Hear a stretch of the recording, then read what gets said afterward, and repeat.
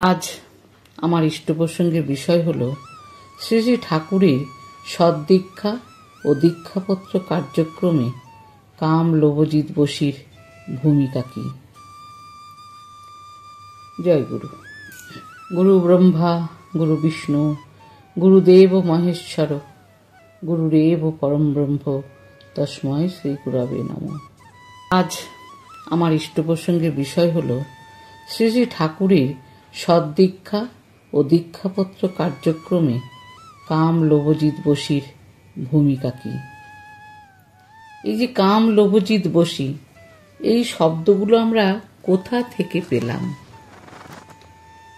শ্রী শ্রী ঠাকুর আমাদের জন্য যে শত অনুজ্ঞা দিয়েছেন, এই শত অনুজ্ঞা থেকে আমরা এই শব্দগুলো পাই। তাই এই শত অনুজ্ঞা কি?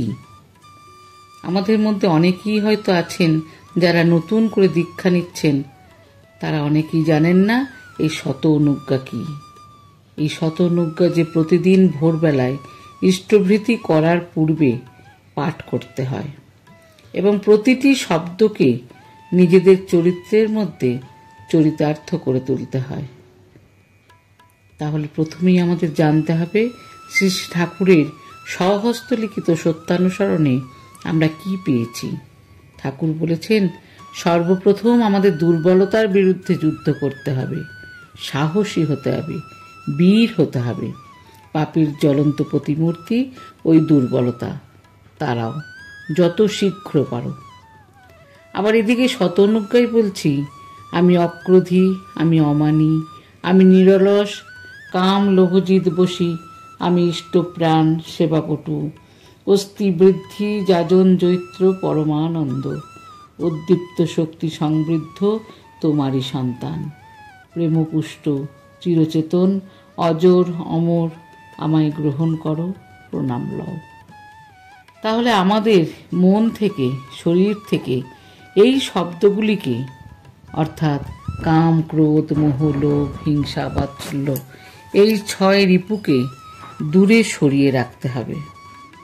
তবে আমরা সুন্দর করে নতজানু হয়ে আমাদের পরমপিতার দেওয়া শত অনুজ্ঞার কথাগুলি বলতে পারব।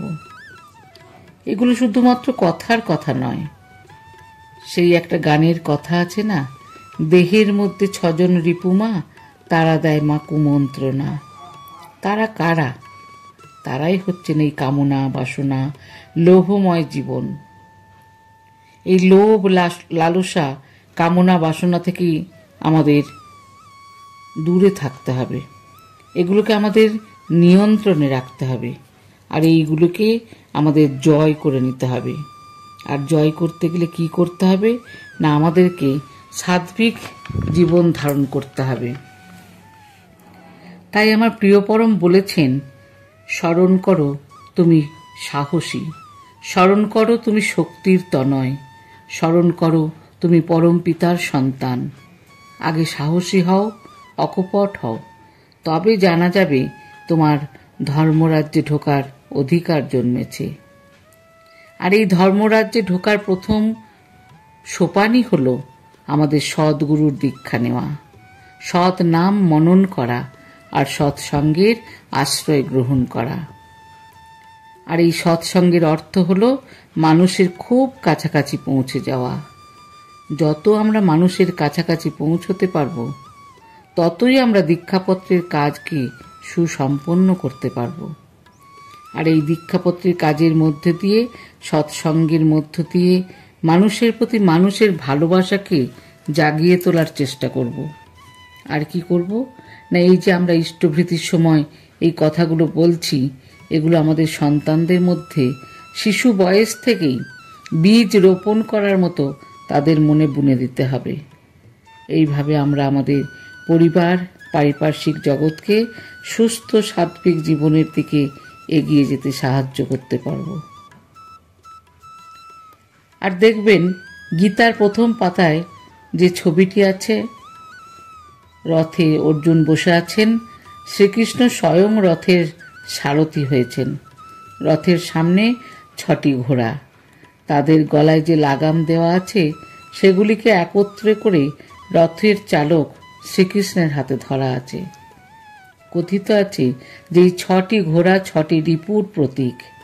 এই রিপুগুলিকে নিয়ন্ত্রণে রাখার জন্য শ্রীকৃষ্ণ লাগাম ধরে আছেন। তেমনি আমাদের জীবন রথের চালক হচ্ছেন আমাদের পরম পিতা।